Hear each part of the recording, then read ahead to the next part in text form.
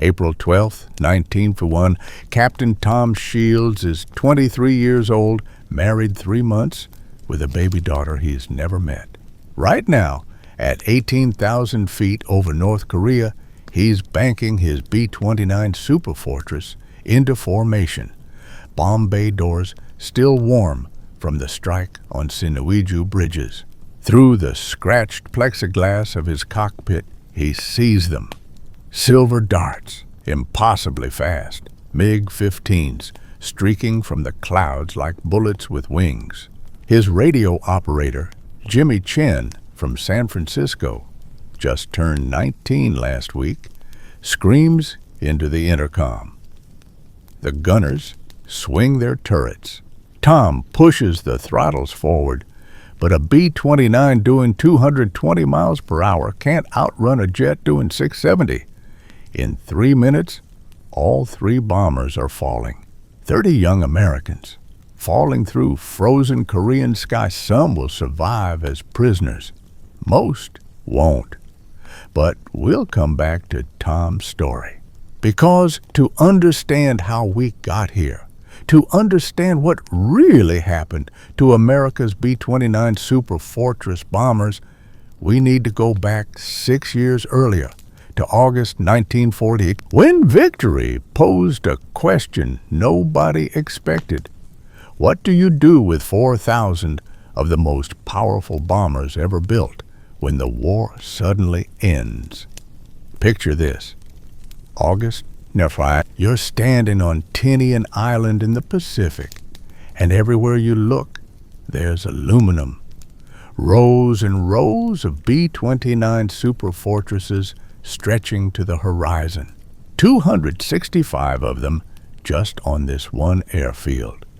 Each one cost $639, as much as 500 family homes back in 1945 America. Multiply that by 39 Hiroshimas and you get $3 billion, more than the Manhattan Project that built the atomic bombs these aircraft carried. These aren't just airplanes, they're flying cities. Pressurized cabins where crews can breathe normally at 30,000 feet. Remote-controlled guns operated by analog computers. The ability to fly 3 dots carrying 10 tons of bombs. In 1945, nothing else on Earth can do what a beam can do. Sergeant Mike O'Connor from Pittsburgh knows this better than anyone.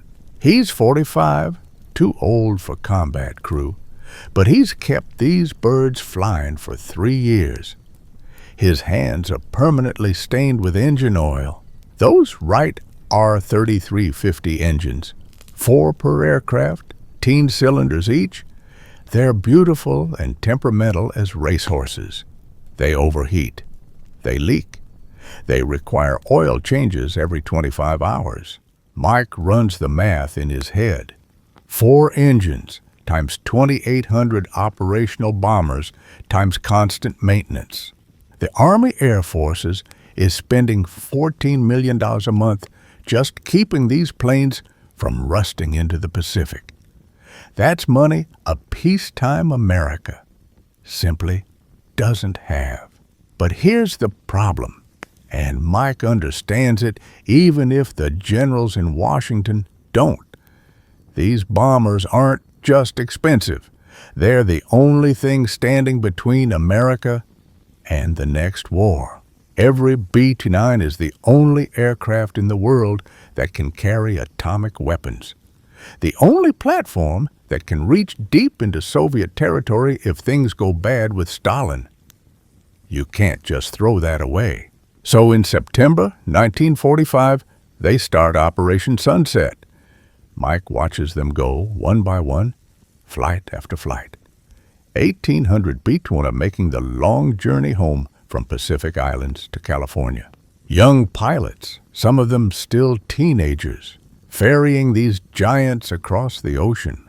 They island hop from Tinian to Guam to Hawaii to California, and Mike wonders how many of these kids understand their flying history.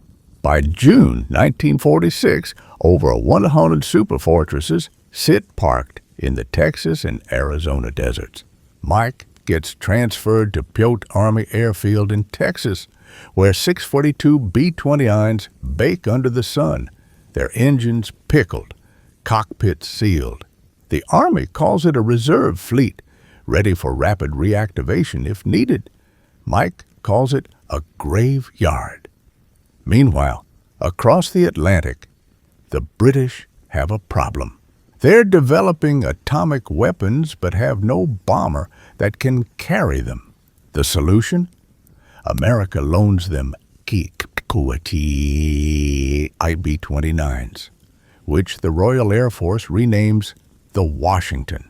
British crews love and hate these American giants in equal measure. They praise the pressurization, the range, the firepower. But those engines, those cursed Wright R-35s, drive British mechanics as crazy as they drove Mike O'Connor. Between 1950 and 1954, 8 RAF squadrons fly Washingtons as interim nuclear bombers until Britain's own V-bombers arrive. Then they give them back, and most go straight to the scrapyard. But the real story, the one that changes everything, happens in the Soviet Union.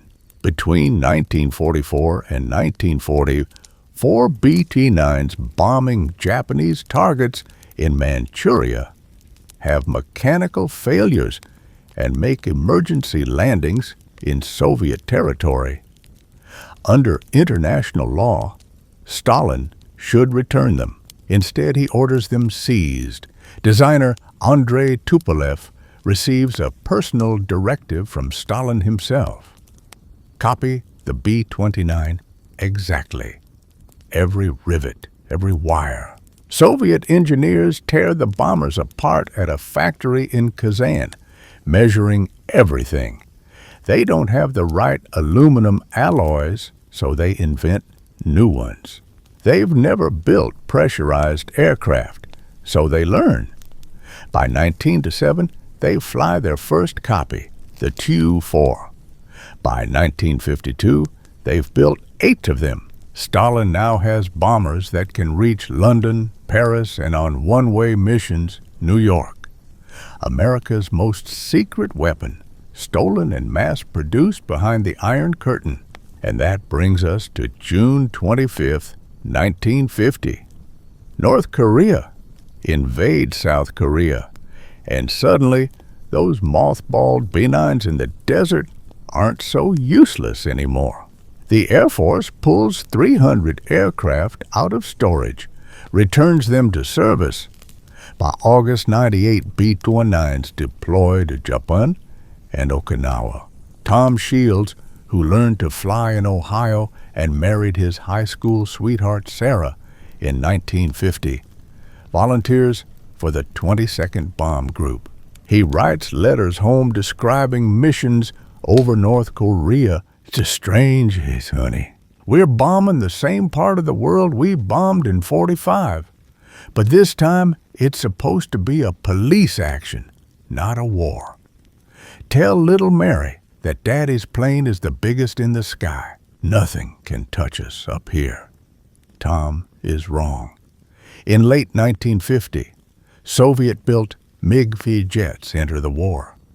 These swept-wing fighters can fly 670 miles per hour, twice as fast as Tom's beak. They climb faster, turn tighter, hit harder. At first, American crews don't believe the intelligence reports. Jets can't be that much better. Then comes April 9th. Tom Shields and his crew have just bombed the Sinwiju bridges. Mission successful. They're heading home for breakfast. Then the MiGs come. Tom sees them first. Silver flashes diving from 30,000 feet. He shouts a warning, throws the B-29 into a banking turn, but it's like trying to dodge lightning in a truck. The MiG's 37mm cannons tear through aluminum like paper. Tom's number 3 engine explodes. The wing catches fire. He gives the bailout order, and his crew starts jumping. Jimmy Chin, The radio operator is halfway out the hatch when the aircraft breaks apart. Tom manages to get his parachute open, watches his B-29, the bomber that brought him safely through 30 missions, spiral down trailing black smoke. He'll spend the next 2 years in a North Korean prison camp. Jimmy Chin won't make it home at all. That day, MiG-15s shoot down 10 B-29s in various engagements over North Korea. 10 bombers, 100 crew members dead or captured. The massacre forces an immediate change in tactics. No more daylight missions. B-2s are relegated to night bombing where jets can't track them as easily. For those of you watching who served in Korea, who remember those days, you understand what this meant. The B-29, the bomber that won the Pacific War, that dropped atomic weapons, that was supposed to be invincible, is suddenly obsolete. The jet age has arrived, and propeller-driven bombers are dinosaurs. The Air Force continues flying B-9s until the armistice in July 1953. Over 3 years, they fly 21,000 sorties, drop 167,000 tons of bombs. But Korea proves what everyone suspected. The future belongs to jets. Strategic Air Command retires its last operational B-9 bombers in September 1950. Mike O'Connor, the Pittsburgh mechanic who maintained these birds since 1942, watches the final act at Davis-Monthan Air Force Base in Arizona. Between 955 and 959, over 900 B-29s arrive for scrapping. Civilian contractors buy them for $3,000 to $5,000 each, less than 1% of what they cost to build. At peak operations in 1956, workers scrap B-29s per week. They strip out valuable aluminum, copper, and steel, then melt everything down in blast furnaces. Mike volunteers to help process the aircraft. Not for the money. He needs to be there. One morning in October 1956, he's checking serial numbers on a bomber scheduled for scrapping. The number stops him cold. 462070. He knows this number. This is the B-29 he maintained on Tinian in 1940, the bomber that flew 47 missions over Japan without losing a single crew member. The aircraft he personally kept flying through engine failures, hydraulic leaks, and electrical fires. He climbs into the cockpit one last time. The instruments are still there. He can smell the old leather, the hydraulic fluid, the metal. On the pilot's seat, someone carved initials, J.R. 1945. Mike wonders if J.R. made it home. He hopes so. The next day, they cut the wings off and feed the aircraft into the smelter. 15 hours later, Mike's bomber is molten aluminum. Tom Shields comes home from North Korea in 1953. He never flies again. He gets a job at a Ford plant in Detroit, raises his daughter, tries not to think about Jimmy Chin, and April 12, 1941. In 1905, he takes Mary, now 25 and pregnant with his first grandchild, to the National Air and Space Museum in Washington. They stand in front of Enola Gay, the B-29 that dropped the atomic bomb on Hiroshima. Mary asks if his bomber looked like this. Tom nods, exactly like this. She asks if he's proud. Tom takes a long time to answer. Finally, he says, "I'm proud of my crew. I'm proud we served. The bombers, they were tools. We did what we were told." He doesn't tell her about the nightmares, about watching his aircraft break apart, about Jimmy Chin. By 1960, when the Air Force strikes the last B-29 from inventory, fewer than 50 survive worldwide. Of 3D-90 built, only 26 substantially complete examples exist in museums today. Just two, still fly, Fifi in Texas and Doc, which volunteers rescued from the Mojave Desert and restored to flight in 2016. These restorations cost millions of dollars and required fabricating parts that haven't been manufactured in 70 years.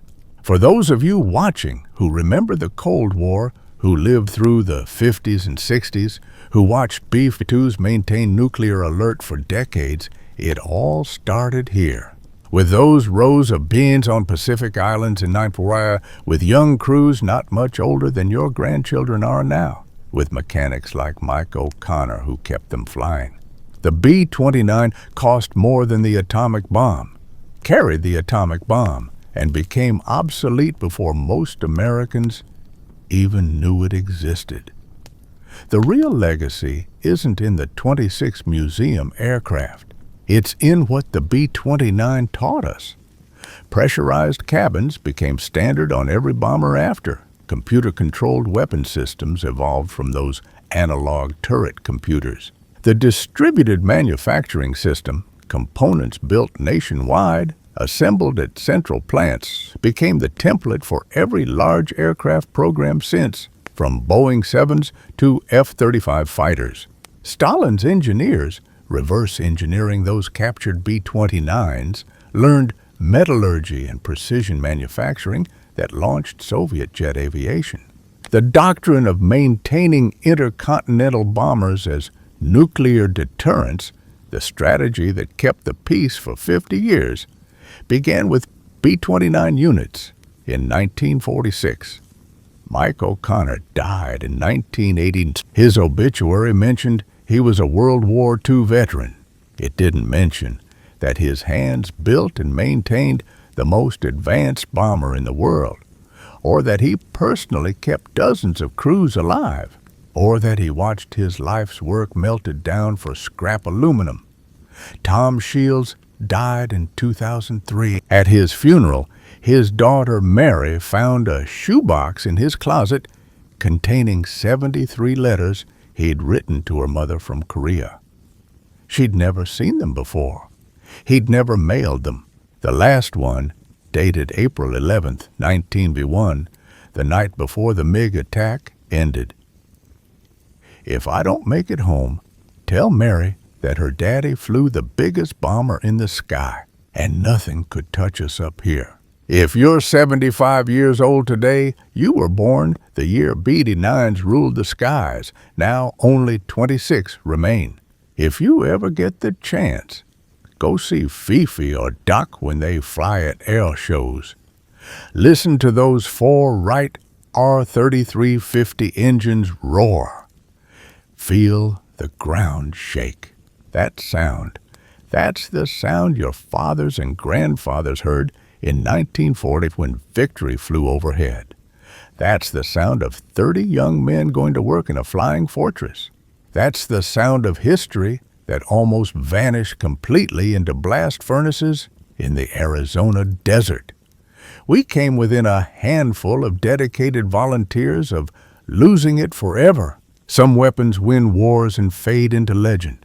The B-29 won the biggest war in history, carried the most powerful weapon ever created, and then, in barely a decade, disappeared so thoroughly that most Americans forgot it ever existed. But Mike O'Connor didn't forget. Tom Shields didn't forget. And now you won't either.